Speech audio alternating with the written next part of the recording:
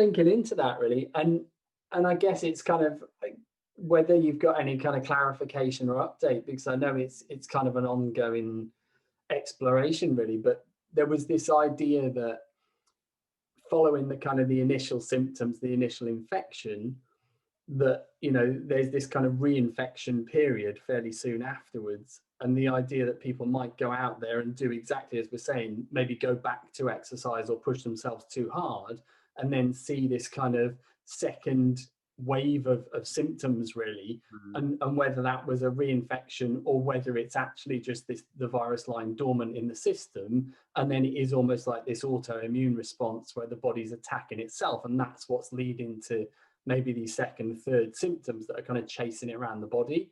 I just wondered if you got any kind of more clarity on that, or if there's any additional research being done around that. We've got any kind of insight. Yeah, there's been a ton of research done on that, and in the majority of cases, it's been identified that it is a dormant virus reactivation rather than a second infection, because it's looking like antibody trail is approximately 6 to 7 months. So once you've had the infection and you first wave response is NAF. When you get severe symptoms, first wave response has been NAF. Then the virus sets about doing what it is it's going to do, causes whatever interference it's going to cause. Second wave response is the one that kind of deals with it, and that's on a spectrum. Some people are hospitalized, some people are in bed for a day. So we see the broad spectrum. Where people are exhibiting signs and symptoms of COVID-19 within that 6-7 month period, which is to a certain extent the time we've had to track it, it's dormant. So it's where the virus itself has been dormant, so not entirely dealt with. The person hasn't got it fully out of the system, and then they've added stress to the system. Inflammatory markers go up, immune response goes down, and then that dormant infection is allowed to kind of resurface and have another go at it again. Because what you got to remember is this is a virus that's based on RNA, so DNA, RNA, and it's clever. It's really clever. When we look at these 29 proteins and the spike protein, which is the one that carries the RNA into the cell, and then replicates and sends the damage signal, it really is canny in the first instance. There's evidence now to say that it's almost analgesic. So it actually makes the area feel pretty good and go, yeah, there's no stress here, there's no problem. And then there it goes about itself, RNA recoding, then it presses go. It presses go, the body overreacts, goes in, attacks even more tissue. And it's only after the trail of consequence of that the body starts to go, hold on. It's the second wave of immune response that starts to recognize what's going on. So when it's been through that process, and then you've got dormant aspects of the virus still within the system, and then you put your inflammatory markers up, so systemic inflammation goes up, and our immune system goes down, so it backs off the fight, which really your immune system remains active in kicking something out the system until it's gone. But you might not be symptomatic. The body's still working away on it. So you think I'm all right, but the body's still working away behind the scenes, flushing this thing out because it started to identify those spike proteins. So this dormant virus then goes, you're no longer fighting on the same terms. You're not strong enough. Inflammatory markers are up. So then you get a second onset of symptoms because it starts to affect new tissue. It starts to run riot again. So that's pretty much, if you have a look at the consensus so far, Ben, that's the agreement. It's not a secondary infection. It's a dormant virus that's reactivated. But the virus is morphing again. There's clear evidence that's come out in the last 6 days that there's a strand that is active in the southeast of the country that is in a fourth morph of the virus now. They don't know yet whether or not it's got a greater infection rate. All that information will probably come to us by the end of the week, I would have thought, by the time they've had a chance to look at it. So then that might change the game a little bit. So we've got to be careful, because it could be that if we're having this conversation in a month's time, we're saying you can get a secondary infection because it's sufficiently morphed so that actually it's our initial antibody response isn't able to recognize this morph of the virus. So currently, dormant virus reactivation of symptoms, but we might have to update that status within the next few weeks, depending on what we find out about this current morph of how the virus is behaving. Then that ties us, whilst I'm on the note, onto the vaccine.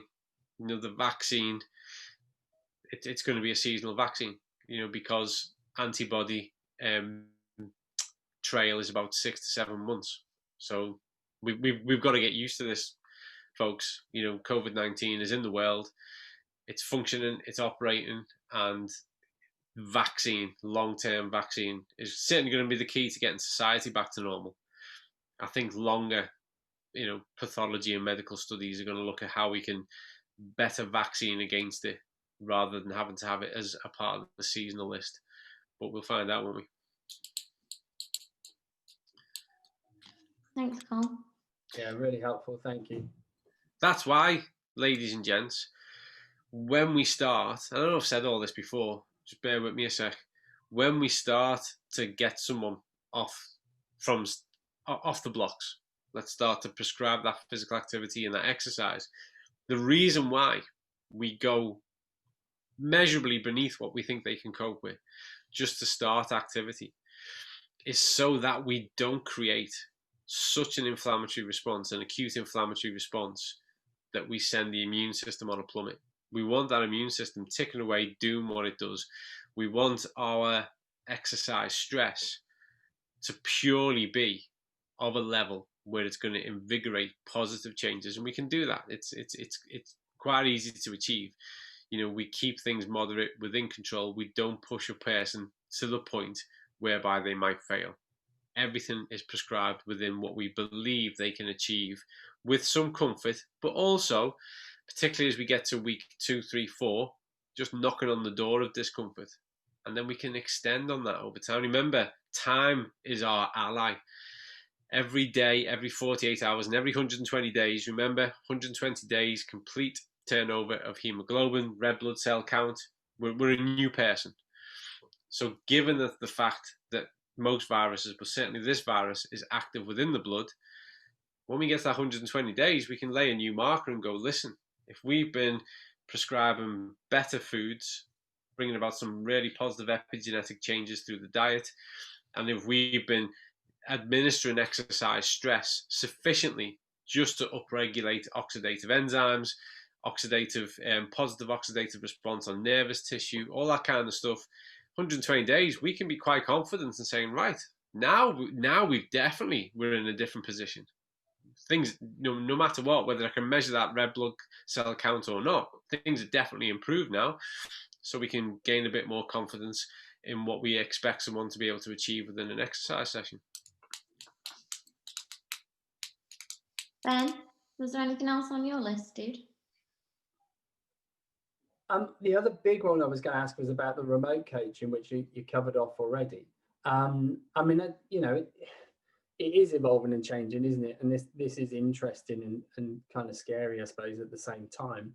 And, obviously the other thing that's very topical at the moment is just the government response and this 5-day break over Christmas. I mean, are you anticipating, as most of the scientific community is, a disastrous effect in January that's going to overload the NHS? And is this what you've been kind of hearing in these meetings that is anticipated? Yeah, so I don't think this is any secret to let you in on, but it's something that came out of a meeting I was in this afternoon. So there is active pressure on the government as of today to cancel this 5-day. So the scientific board is putting pressure on Parliament, Boris, as of today, to revoke it. So that the 5 days, they want it taken off the table, to be honest with you. And the reason being is because of what is going on currently.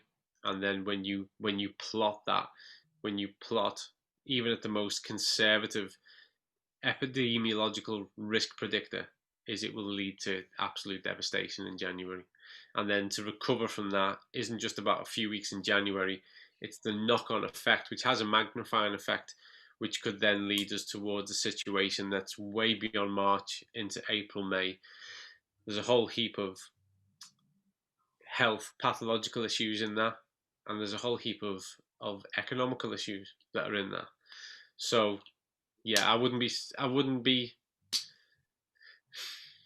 without trying to make a political statement, I wouldn't be surprised if by the end of this week we are told the 5 days is no longer going ahead. But I also wouldn't be surprised, given on the year's performance from the government, they choose to ignore it. Yeah. But it will have consequences. Yeah, Ben, to answer your question, let's assume it's going ahead. It's going to have dire consequences. We can see it now. Look at what's happening across the south of the country. Look at what's happening in the hotspots. The mortality rate in the UK has doubled in the past few weeks. And we know that the hospitals are bursting at the seams again. So Yeah. you can't turn a blind eye to this. You know, it's only going up.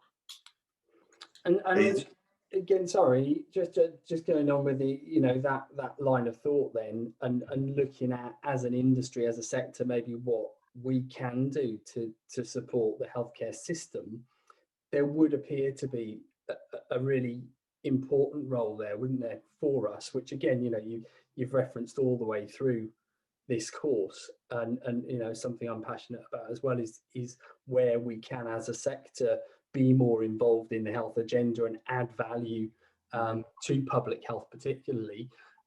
Are you aware of any initiatives? Is there anything at the moment that's going on that's working really well? I mean, I know Lincoln, there was something going on over there, wasn't there, that's a good example of how the health and fitness industry is engaging. Maybe I'm thinking more maybe from a personal, private, commercial perspective rather than within existing exercise referral schemes and public sector departments.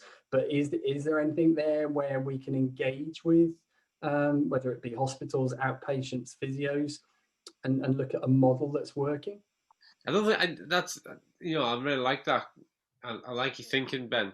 There's not a model that I'm aware of currently, but we have got examples of really good practice. And actually, a person who first graduated this course, who straight off the bat got in touch with his local GP PCT group, made them aware of where he was at and how he was going to go about his business, and received 25 referrals off the bat, and has been working with those people ever since.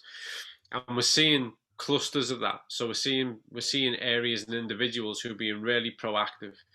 I think that what we need to do, first of all, is stop talking about preventative and start acting on preventative. So that's a big part of it. There's a lot of talk. You know, preventative, people shouldn't do this, great. But everyone knew that anyway. But no one was getting the message across, and no one was working with people and saying, this is not about turning you into a fitness fanatic. This is about measurably lowering your risk of the most severe symptoms. Let's start to work on that, because every pound difference that's made to someone who's overweight or obese starts to measurably lower their risk. It's as simple as that. So coaches should be looking at really simple methods and strategies of how to do that, but more importantly, within your area, within your community. Where I see this working best is where people are getting that message out and saying, this is the offer. It's not about working really hard, doing all this kind of stuff and crazy strict diet changes. It's about tiny, subtle, meaningful changes with regards to our preventative statements, and we can build on that. We'll gain traction over time. With regards to working with people who've had COVID and the recovery one, that goes back to the person I mentioned a moment ago who's reached out. I personally think, and I've said this on record, I said this to the UK Active thing a couple of weeks ago, I think I said it at Europe Active this week, the GP referral scheme and that just isn't fit for this anyway. It was due an overhaul prior to COVID because it was defined more by its failures than its successes. Right now, it's got no capacity to deal with this whatsoever, because the GP surgeries themselves are overwhelmed by a backlog of other issues that they can't address because COVID-19 has taken the priority. and dealing with COVID-19 in its multiple forms with regards to the fiasco around testing all the way through now to vaccine administration.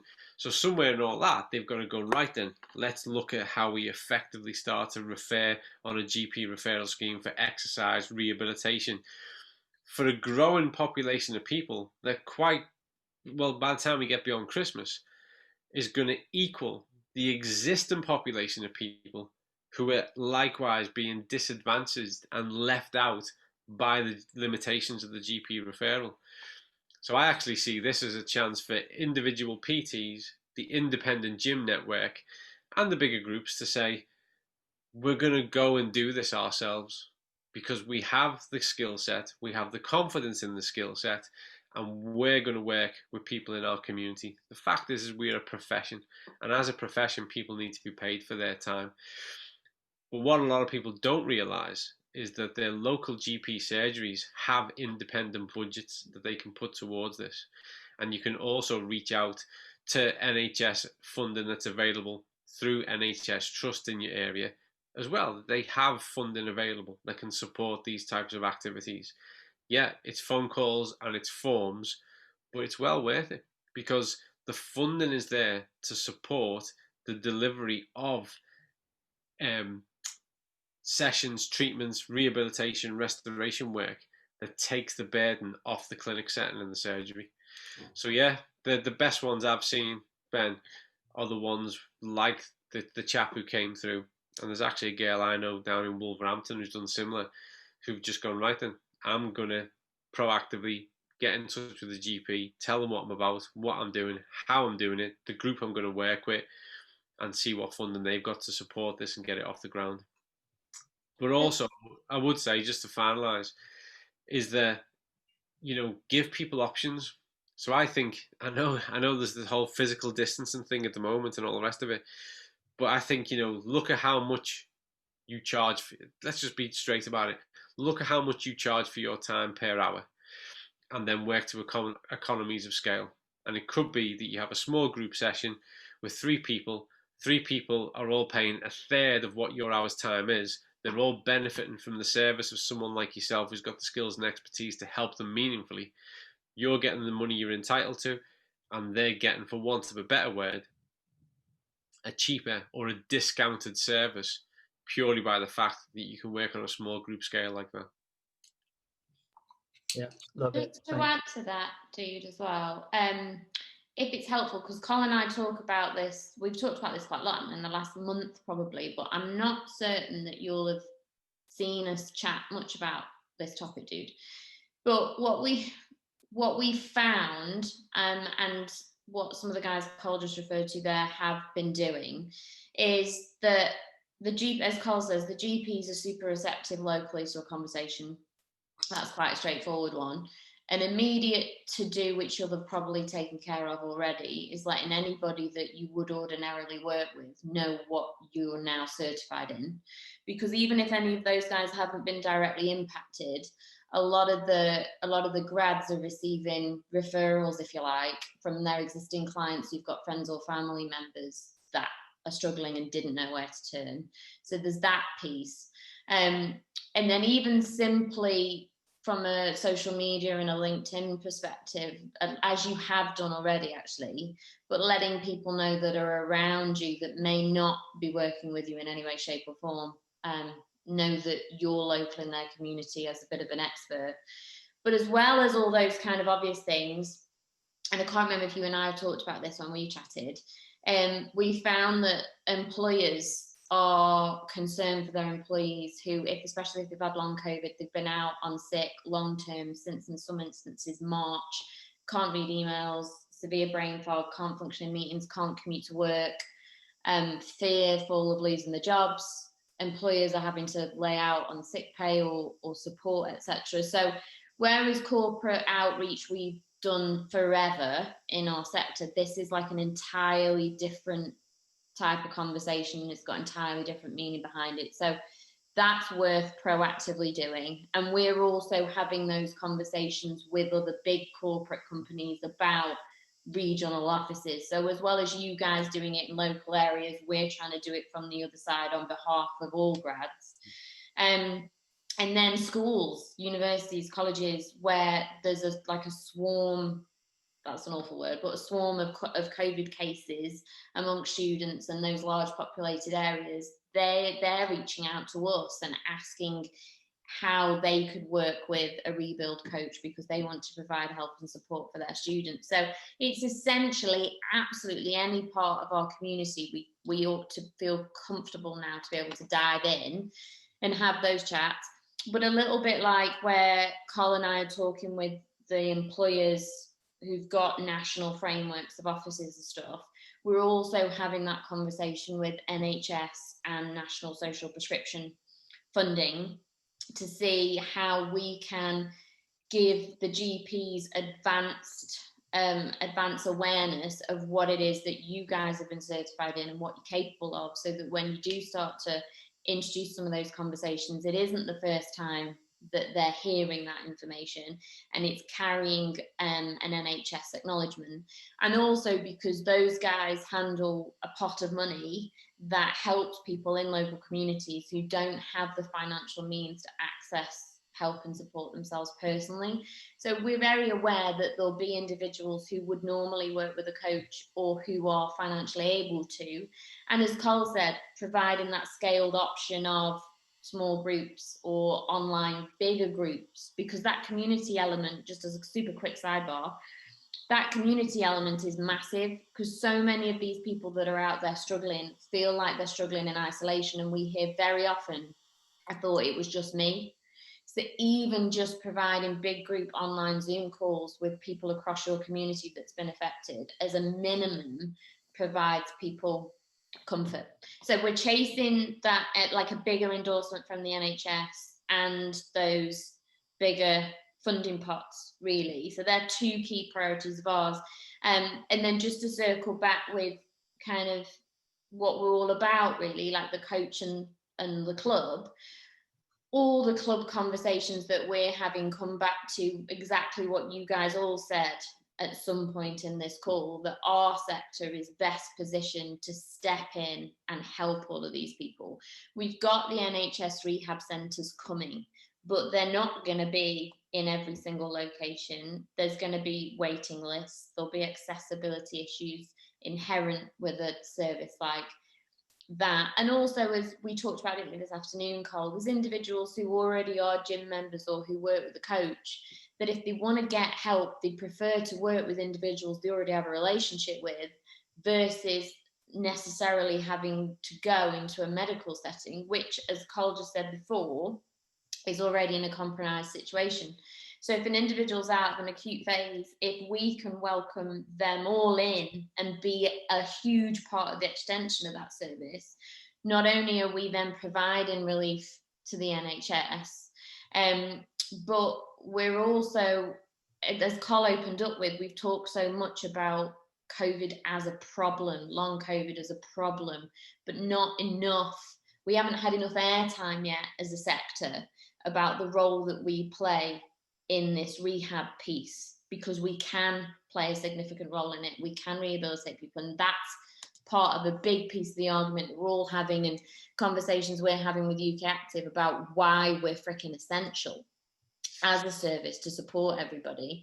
And then I guess the last piece on that is the more coaches that we speak to and a lot of the clubs that we're already working with and that are joining the initiative to help, whilst we're knocking on government doors of every level and funding doors as much as we can to widen the awareness and gain better acknowledgement, partly because as well, we can only help as many people as we're all able to communicate with. But if we have the additional support quickly from these bigger groups, we can let more individuals in the population know that help's to come. So I'm expecting that within the next few weeks, a lot of those big voices, you guys as, you know, representatives of coaches across the country and these global club chains that we're speaking with our combined voice, a little bit like together we worked so hard recently to overturn a lot of the restrictions, that we can present ourselves as the most viable and accredited rehabilitation option for everybody. I just got really evangelical, but I hope that made sense. I think the thing to stress as well, though, on that point of these big rehab centres is they are primarily for people who've been hospitalised, so who've been on respiratory Yeah, good point. who've had, heart failure, strokes that have been brought on by COVID-19, because it's a tiny pot of money in reality that they're investing in this, and it is going to primarily serve those people. And an important thing to have in your armory, Ben, Chris, Dave, when you're speaking to a GP surgery, is that what they despise, what they hate, are people who've presented with a problem, taken up GP surgery time, had whatever direction they've been given or medication go, and come back for the same reason, and or a deterioration of the same reason. Okay, so that negatively impacts on their stats, but also consumes the one thing they have less of, which is time. So when you speak to them and you say, look, because of post-viral fatigue, because of the levels of physical deconditioning that are left in the wake of COVID-19, these people are likely to come back because the situation will have deteriorated over something that actually could be repaired and restored by us. So this is going to be someone coming back to you because it's not prescribable via pill. They're going to report, they're going to tell you that they feel fatigued, boom, boom, boom, and they will keep coming back because all you can do in that instance is address symptoms.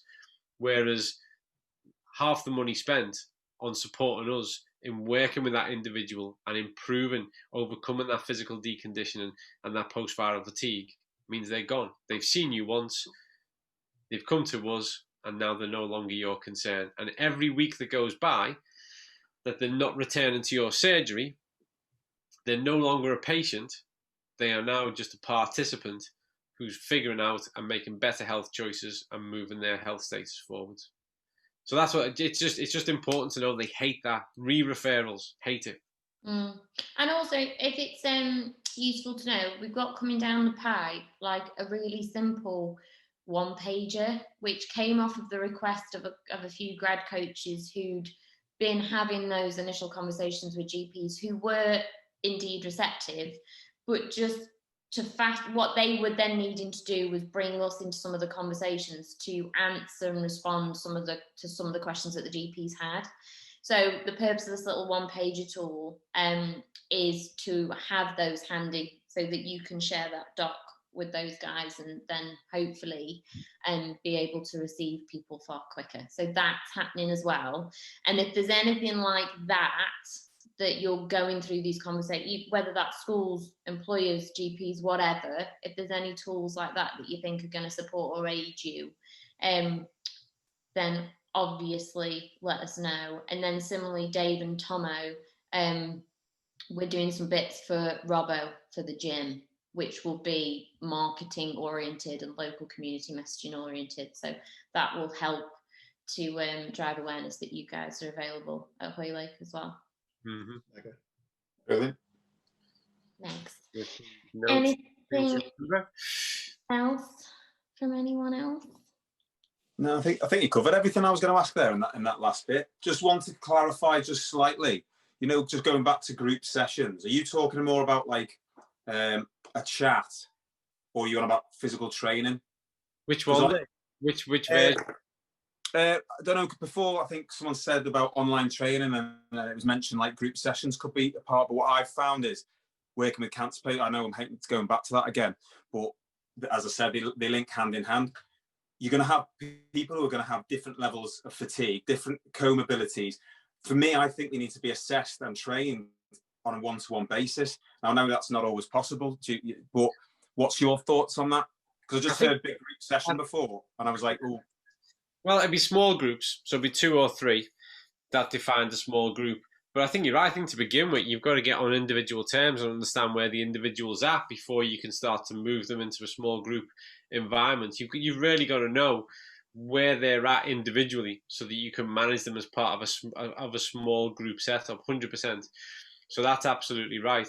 But it could be that in the first instance, whilst you are starting to set the wheels in motion with regards to them being contemplative maybe over some of the lifestyle choices, where you're doing sessions that are based on how they can identify and target opportunities to increase general activities of daily life and physical activity, and even start to get your kind of nutrition messaging across. That's really safe and contained to do in these means, virtual means, and certainly as a small group. But yeah, when it comes to the exercise and how you would manage the exercise intensity, you need to know the person before you put them in a group situation.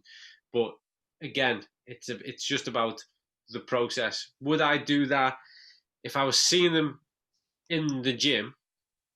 So if I'd done those initial assessments and thought, right, I know where everyone's at, and I'm going to manage 3 people at the same time, small group in the gym, I'd be happy to press go on that. I wouldn't be happy to do it remotely, because whilst I'm there with them, I can pick up on every kind of nuance of what they're doing and be there from a fail-safe point of view. But ideally, you're going to want to invest some reasonable one-to-one time with that person before you can say, right, now you're ready to be able to go into a small group environment, and we can continue down that road. Ultimately, as to all 3 of you, as coaches, you're going to use that insight and expertise you have regards the individual to make the best choices for them as to what environment is best fit for them and is safest for them. And if at no point you're comfortable and you can say, no, this is okay, then 100% don't do it. Trust your gut instinct. If you think, I'm just not sure, then that answers it. Close the door. That's not the way to do it. I just think from an economies of scale point of view as well, and giving people access to a level of service so they can afford it, it's really good to look at how you can make or take advantage of a small group situation, whether it is more discussive, topic-led, getting your nutrition message across, getting your physical activity messages across and that kind of stuff. Great, because people need that. I'd argue, we haven't got time for it now, but I'd comfortably argue that if 80% of our time as coaches was spent being able to meaningfully engage people on understanding the choices they need to make, and 20% facilitating what they do, we'd have way better outcomes. We'd change health. We'd change health and fitness across the board, but we don't. We do it the other way. 80% of what we do is there, leading it, guiding it, managing it. 20% is getting our message across. And if we could, this might be, again, going back to what we were discussing earlier, maybe there's an opportunity in this where we flip that and we spend more time on that. Yeah, you're spot on there, because it's like people come to you. I was talking S&C now, or PT. They come to you, and one thing they say, and you give them a program. Now they could do that themselves, but they go, "Yeah, but without you, I wouldn't be bothered doing it." So it's the flip side of things, isn't it? Yeah, it is. It is. That is the difference. I could go on about it all day. Literally, yeah, no. That's the kind of. I mean, that is the difference, isn't it? That is the difference. Yeah, definitely. Why doesn't just? I mean, we live in the age of information. There's no barrier to it. Why doesn't that make a difference? Because it needs to be wrapped up in how the person builds that relationship and that trust and gets it across. That's where if we can instill understanding in the processes and principles in people, far better outcomes.